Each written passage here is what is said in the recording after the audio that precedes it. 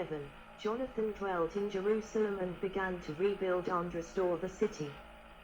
He directed those who were doing the work to build the walls and encircle Mount Zion with squared stones, for better fortification, and they did so. 38, while according to chapter 13:10, Simon Maccabeus assembled all the warriors and hastened to complete the walls of Jerusalem, and he fortified it on every side. 32. These date the construction of the Hasmonean city wall, also known as the first wall between 142 and 134 BCE. Encompassing the city of David and the western hill, the walls were not entirely new but also incorporated elements of the earlier fortifications, such as the Iron Age Israelite tower unearthed in the Jewish quarter. The wall stretched from the Tower of Hippicus, near the site of the modern Tower of David, eastward toward the Temple Mount, and south to the southwestern hill, modern Mount Zion, a misnomer. 39. Then east to the Pool of Siloam, and finally north, meeting the wall of the Temple Mount. 40. Remains of the first wall can still be seen in several places in the citadel known as the Tower of David. In Mamilla, west of the contemporary city walls, where remains of Hasmonean fortifications were unearthed. In the Jewish quarter, in and around the Israelite tower and the remains of what may have been the Geneth Gate mentioned by Josephus. At the base of the eastern wall of the Temple Mount. Once the walls were complete, the upper city became the residence of Jerusalem's rich and affluent citizens. Fortress palaces. Hasmonean Jerusalem featured two major landmarks of which no remains have been found.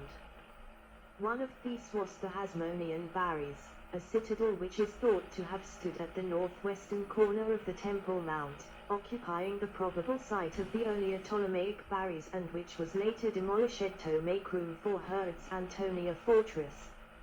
According to Josephus, this citadel was built by the kings of Hasmonean race, who were also high priests before Herod, and they called it the Tower, in which were represented the vestments of the high priest, which the high priest only put on at the time when he was to offer sacrifice. 41. Herod's construction of the Antonia left no trace of the Hasmonean citadel. The other notable structure researchers have been trying to locate is the Hasmonean palace. Josephus' description is quite precise. Over the gallery, at the passage to the upper city, where the bridge joined the temple to the gallery. 42. It is quite possible, therefore, to locate the approximate position of the palace, in front of the temple slightly north of the modern Jewish quarter. This location would make both topographic, on a lofty spot, and administrative, adjacent to the wealthy and priestly quarters in the upper city, sense. Overlooking the temple, it would provide the king and high priest an observation point into evidence there within. Hasmonean burial.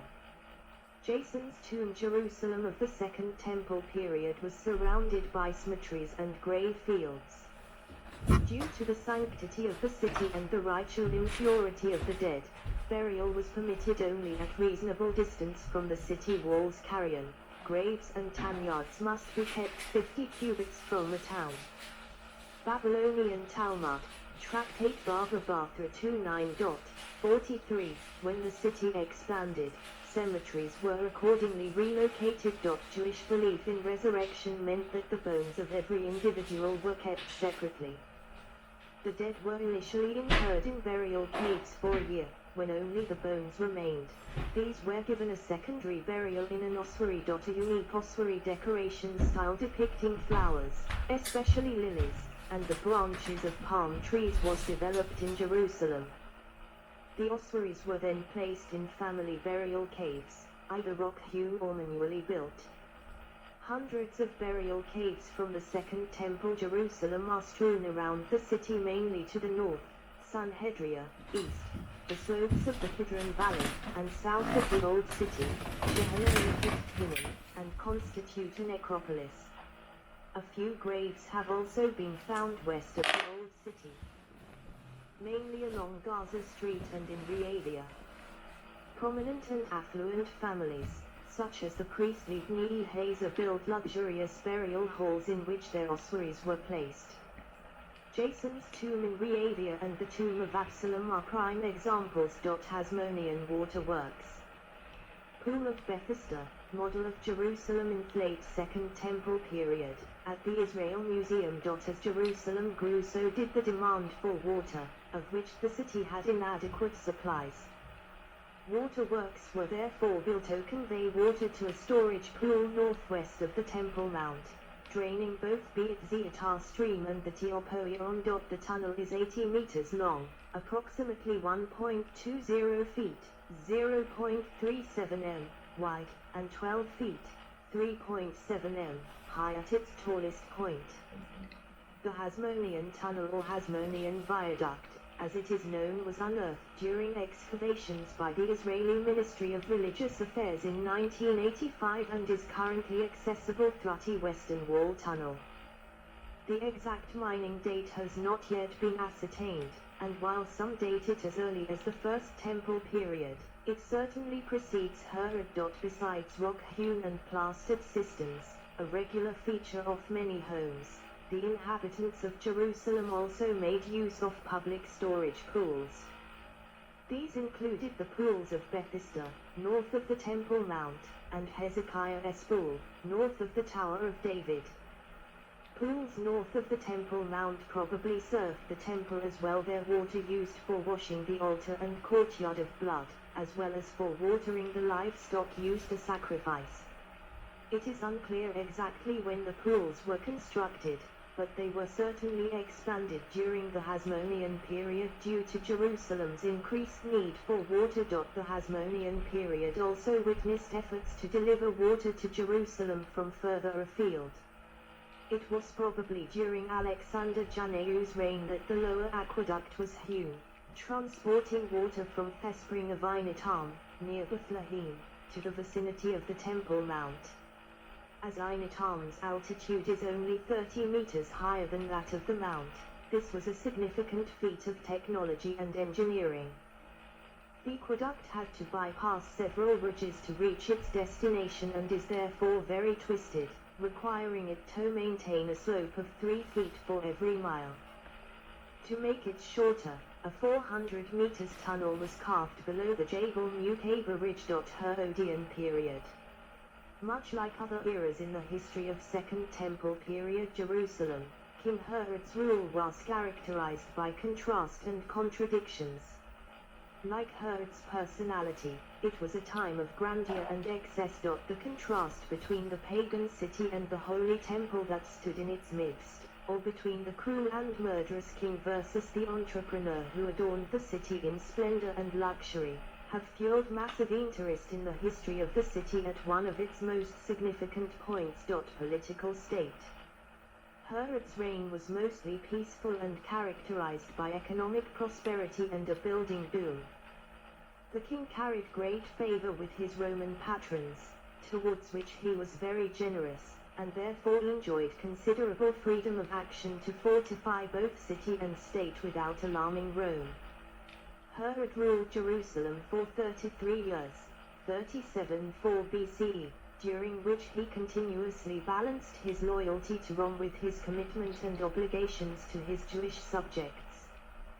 The Jews, however, despised Herod and called him an Edomite slave, a reference both to his foreign origins and to his subservience to Rome.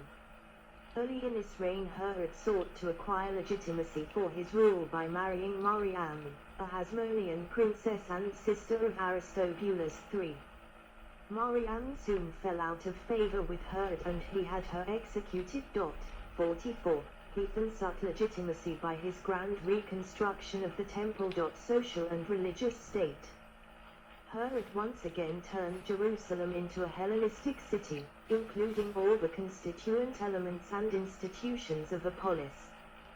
He built a large theater, instituted wrestling tournaments in honor of the emperor, staged spectacles where men fought wild animals. 27. And encouraged Gentile immigration to Jerusalem. Herod adorned his Hellenistic architecture with decorations depicting pagan gods and his currency carried pagan motifs. Nevertheless, Herod's efforts did not go entirely unappreciated by his subjects. He who has not seen Jerusalem in its beauty, has not seen a beautiful great city in his whole life, and who has not seen the building of the second temple, has not seen a handsomer building in his life. What is meant by this? Said Abai, according to others Rabbi Hizda, it means the building of Herod. Babylonian Talmud, Tractate Sukkah chapter 5, 45. Jerusalem was at once a grand pagan city and the center of Jewish life at its peak. Temple ritual continued unabated in the new and lavish building. A huge number of pilgrims, perhaps as many as 1,000,046, Philo, himself a Hellenized Jew, described Jerusalem during festivities for innumerable companies of men from a countless variety of cities, some by land and some by sea, from east and from west, from the north and from the south, came to the temple at every festival. Philo, the special laws I, 69:47, the pilgrims were economically crucial. They came from all corners of the empire, bringing with them theologist news and innovations, conducting both retail and wholesale trade and providing a living for large segments of the local population. Jerusalem was prosperous and the material wealth and luxury of the affluent and priestly classes were also at their peak. This is testified by archaeological finds such as Mikdaot, ritual baths, in the privacy of priestly homes and the discovery of rare glassware in excavations in the Herodian quarter, in the current Jewish quarter. This prosperity trickled down to the lower classes as well, with the masses enjoying the benefits of the increased trade, the incessant exchange of currency and the very peace that allowed the free exchange of goods. The economic welfare and the widespread Jewish hostility towards Herod allowed internecine warfare between the Pharisees and Sadducees to subside. Indeed, Jewish Jerusalem was united in its hatred of King Herod. Herod was a cruel ruler who employed spies and informants, foreign officials and customs agents. There were boundaries, however, that Herod refrained from crossing. He did not enter the Temple Mount precinct, nor placed foreign idols in the temple, nor performed pagan sacrifices in the city. Jerusalem was Herod's showcase, and he invited powerful individuals from Rome to view its splendor. Jerusalem did indeed make the desired impression, and Roman historian Pliny the Elder described her as by far the most famous city, not of Judea only, but of the East. Pliny the Elder, The Natural History 5.14-48, in the religious sense, popular preoccupation with the halakha laws of impurity and defilement is evident. Archaeological findings indicate widespread use of stone vessels, a material that according to Judaism cannot be defiled, in many homes, especially those attributed to the priestly class. Excavations throughout the city have located many mikdaot, including several large public baths beside the main street leading up to the temple. These apparently served the pilgrims prior to their ascent to the Temple Mount. 49. The Bainan idols and graven images seems to have been closely followed as well, for these are absent in even the most luxurious homes, where only geometrical designs are found. At this time Jerusalem also saw an influx of Gentiles, some of whom desired to convert to Judaism. Philo wrote of the phenomenon, and that beauty and dignity of the legislation of Moses is honored not among the Jews only but also by all other nations, is plain, both from what has been already said and from what I am about to state. In olden time the laws were written in the Chaldean language, and for a long time they remained in the same condition as at first, not changing their language as long as their beauty had not made them known to other nations. But when, from the daily and uninterrupted respect shown to them by those to whom they had been given, and from their ceaseless observance of their ordinances, other nations also obtained an understanding of them, their reputation spread over all lands, for what was really good. Even though it may through envy be overshadowed for a short time, still in time shines again through the intrinsic excellence of its nature.